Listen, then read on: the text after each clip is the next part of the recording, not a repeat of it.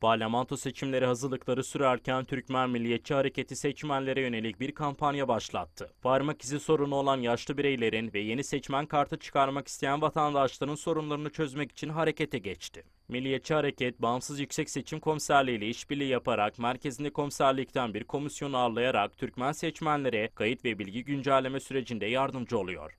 Yüksek Seçim Konseyi'nden bir heyeti Türkmen Milliyetçi Hareketi'nden çağırdık. Gençlerimizi özellikle de 2006 ve 2007 doğumları olanların seçmen kartını çıkartmak için, aynı zamanda yaşlı insanlarımızın parmak izleri çıkmadığı için onların da kayıtlarını yaptırmaya çalıştık. Bir oy bile bizim için önemlidir. Seçmen kartlarını çıkartmaya davet ediyoruz bütün Türkmen halkını.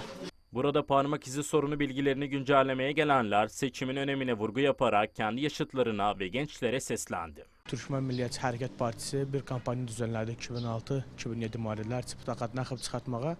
O hər kimin basması çıxmırsa, yenə onlara dəstəgiq. En yakın daireler müracaat ettiler ya da bizim Türkmen Milliyetçi Hareket Partisi'ne müracaat ettiler. Bir güzel iş yaparız için.